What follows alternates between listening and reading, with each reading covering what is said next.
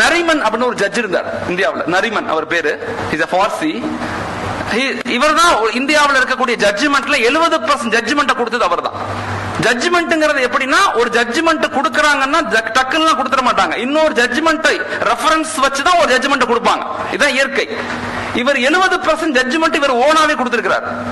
அவர்கிட்ட கேட்கப்பட்டுச்சு, பக்கத்துல உள்ள மத்த சீனியர் ஜூனியர் ஜட்ஜஸ் எல்லாம் கேட்டாங்க, how it's possible to give a judgment without any reference அப்படின்னு கேக்குறாங்க. எப்படி உங்களுக்கு கொடுக்க முடியுது?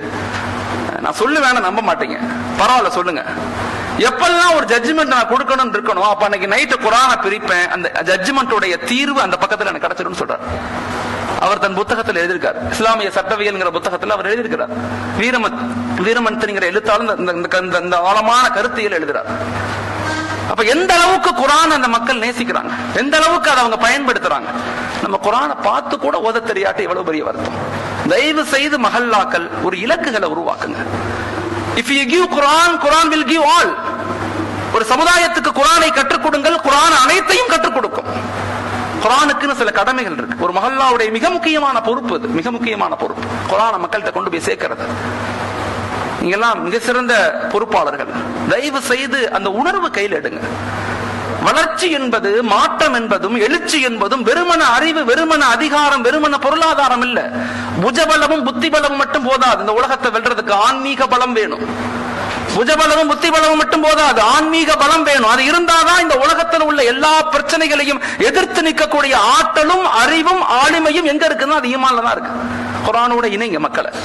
அதுக்கு ஒரு இலக்குகளை உருவாக்குங்க. அதை பத்தி மக்கள்கிட்ட பேசுங்க. யோசிச்சு பாருங்க, எத்தனை வருஷமா அந்த பள்ளியில நிர்வாகமா இருக்கும், எத்தனை பேருக்கு நம்ம குர்ஆனை கொடுத்தோம்? என்னைக்காவது நம்ம தனிமையில உட்கார்ந்து யோசிச்சிருக்கிறோமா? யோசிச்சு பாருங்க. இன்னைக்கு அரபு நாடுகளுடைய வீழ்ச்சிக்கு காரணமே கலாச்சார மாற்றங்கள். இது பெரிய வரலாற்று பகுதி, அது பெருசா பேச விரும்பல. சுருக்கமா, தயவு செய்து குர்ஆனை மக்கள்கிட்ட கொண்டு போய் சேர்த்துருங்க. நபியினுடைய வாழ்வியலை மக்கள்கிட்ட கொண்டு போய் சேர்த்துருங்க. முன்னோர்களுடைய தியாகங்களை மக்கள்கிட்ட கொண்டு போய் சேர்த்துருங்க. அதை பத்தி பேசுங்க, அதை பத்தி யோசிங்க, அதை பத்தி டிஸ்கஷன் பண்ணுங்க. குர்ஆனுக்கு 6 கடமைகள் இருக்கு. குர்ஆனுடைய 6 கடமைகள்: பிலீவ் இட், நம்பணும்; ரீட் இட், படிக்கணும்; அண்டர்ஸ்டாண்ட் இட், விளங்கணும்; பாண்டர் இட், அதை ஆய்வு செய்யணும்; பிராக்டிஸ் இட், அதை அமல் செய்யணும்; ஸ்ப்ரெட் இட், மக்கள்கிட்ட கொண்டு போய் சேர்க்கணும். இது குர்ஆனுடைய கடமைகள். மறுமையில எல்லாரும் நம்மளை விட்டு போகும்போது நம்முடைய குர்ஆன் பக்கத்துல இருக்குமா? நம்ம அழுகும் போது சொல்லுமா, நீ அழுகாத, நான் இருக்கிறேன் கூட, என்ன நீ உலகத்துல பாதுகாத்ததை போல நான் உன்னை உலகத்துல பாதுகாக்கிறேன் சொல்லு. என்ன நீ உலகத்துல படிச்சதை போல, என்ன நீ உலகத்துல பாதுகாத்ததை போல நான் உன்னை பாதுகாக்கிறேன்னு சொல்லும். அந்த ஒளி நம்ம கூடயே வரும். இமாம்கள் சொல்றாங்க, கபருல இருந்து சுவர்க்கத்துக்கு நீங்க நுழைய வரைக்கும் உங்களை விட்டு அகலவே அகலாது. ஏன்னா அது அல்லாஹ்வுடைய கலாம், அல்லாஹ்வுடைய வார்த்தை. அது மக்களை குர்ஆனோடு இணைங்க. ஒரு மஹல்லாவுடைய மிக முக்கியமான பணி அனைவருக்கும் குர்ஆன் அப்படிங்கிற ஒரு எழுச்சி மிக்க வாசகத்தை மக்கள்கிட்ட கொண்டு போங்க. இன்னைக்கு சமூகத்தினுடைய பிரச்சனையை ஈமானிய பற்றாக்குறைன்னு முதல்ல விளங்குங்க. வீடுகள்ல பிரச்சனை, மனைவி மக்களுக்கு பிரச்சனை, அத்தா அம்மாவுக்கு பிரச்சனை, கணவன் மனைவிக்கு பிரச்சனை, அண்ணன் தம்பிக்குள்ள பிரச்சனை. காரணம் ஈமானிய பலகீனம். விட்டு கொடுத்தல் இல்ல, அன்பு இல்ல, பரஸ்பரம் இல்ல, நபியினுடைய வாழ்வியல் இல்ல, குர்ஆனுடைய வாழ்க்கை இல்ல. பிரச்சனைகள், சண்டைகள், குழப்பங்கள் வந்து கொண்டே இருக்கு.